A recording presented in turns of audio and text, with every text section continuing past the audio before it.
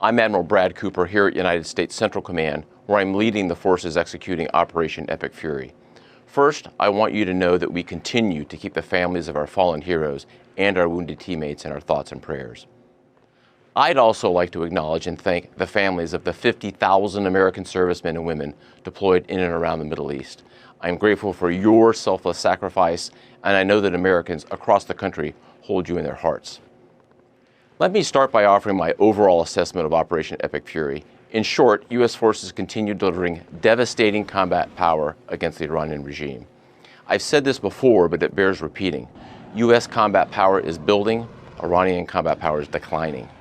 And we remain centered on very clear military objectives in eliminating Iran's ability to project power against Americans and against its neighbors.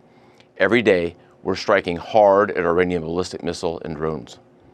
To date, we have struck more than 5,500 targets inside Iran, including more than 60 ships, using a variety of precision weapon systems. Just yesterday, we had strike waves nearly every hour from different locations and directions going into Iran. We also took out the last of 4 Soleimani-class warships. That's an entire class of Iranian ships now out of the fight. I'd characterize our strikes as being unpredictable, dynamic, and decisive. Since the first 24 hours of this campaign, Iranian ballistic missile and drone attacks have dropped drastically. But it's worth pointing out that Iranian forces continue to deliberately target innocent civilians in Gulf countries while hiding behind their own people as they launch attacks from highly populated cities in Iran. Of course, forces executing Operation Epic Fury aren't just defending against Iranian threats. We are methodically dismantling them by hitting Iranian missiles and drones, as we also strike their defense industrial base. Just last night, our bomber force hit a large ballistic missile manufacturing facility, as an example. So it's not just about what's shooting at us today, it's also about eliminating the threat in the future. Now, let me show you a few of the results from the tremendous efforts by America's joint force. Here, you see an Iranian Chabahar-class warship, a large patrol ship, a drone smuggling vessel, and 4 other surface combatants docked at Chabahar Port in the Gulf of Oman the day before we launched Operation Epic Fury. Here's the same pier 4 days later, all ships taken out of action. This Bayandar-class surface ship was hit and rolled on its side. Here's another example. Here you see 2 Iranian surface combatants docked at an Iranian naval base near the Strait of Hormuz, just hours into the campaign. And here's what they looked like 3 days later, engulfed in flames after we struck them with a precision weapon. For years, the Iranian regime has threatened commercial shipping and U.S. forces in international waters. Our mission is to end their ability to project power and harass shipping in the Strait of Hormuz.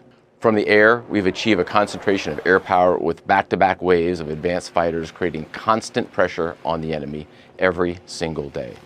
Our dominance is not a solo effort, it's a testament to the strength of our ironclad alliances.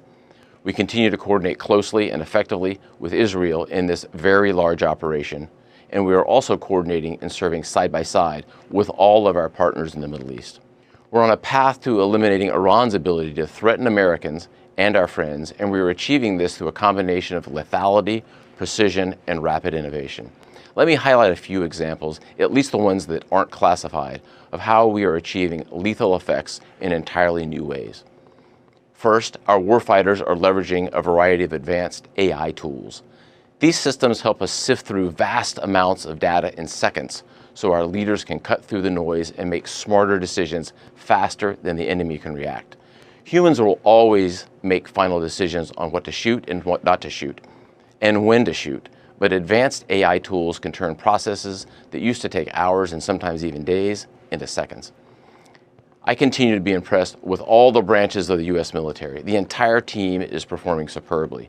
Strike operations from our joint force continue, as I've said.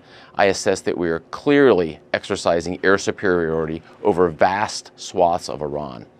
We have the most integrated air defense umbrella in the Middle East, and our defensive operations from the Army, Navy, Air Force, Marine Corps, and Space Force teams are performing magnificently. A note about the Space Force. Our space superiority has been a critical enabler to this fight. Unseen by the world, the Space Force is doing 2 things. First, they're degrading Iranian capability, and second, they're helping to protect American forces, and I'll have to leave it right there. All told, despite this incredible progress, make no mistake, we remain highly vigilant. And I just could not be prouder of our Operation Epic Fury team, and I know the American people share that same pride. To all our warriors out there, please keep up the great work and Godspeed. Thanks so much.